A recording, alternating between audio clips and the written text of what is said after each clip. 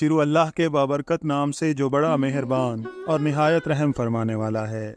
ناظرین اکرام، ہماری آج کی ویڈیو کا عنوان ہے تعلیمات قبلہ عالم رحمۃ اللہ علیہ۔ ناظرین اکرام، حضور قبلہ عالم خواجہ نور محمد مہاروی رحمۃ اللہ علیہ اپنی تعلیمات میں اتباع شریعت کی خاص تلقین فرمایا کرتے تھے۔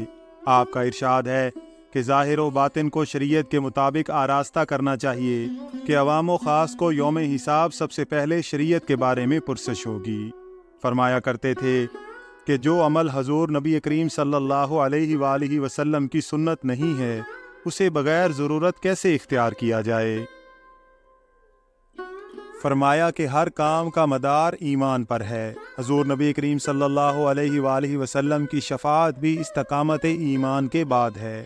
فرمایا کہ شیخ و مرشد طالب کو ذکر و فکر اور اوراد و اشغال تلقین کرتا ہے، مگر جب وہ ان کو قضا کرتا ہے تو شیخ بھی اسے نہیں پہچانتا، چاہے وہ بہت مدت تک بھی ان کی خدمت و صحبت میں کیوں نہ رہا ہو۔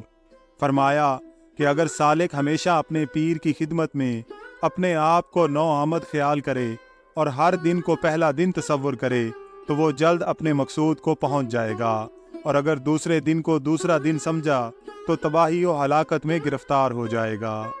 فرمایا کہ طالب کو چاہیے کہ شیخ و مرشد کے سامنے چپ ہو کر بیٹھے اور فضول بات یا سوال نہ کرے، کیونکہ جتنی مشکلات صحبت شیخ میں حل ہوتی ہیں اتنی مجاہدوں اور ریاضتوں میں حل نہیں ہوتی۔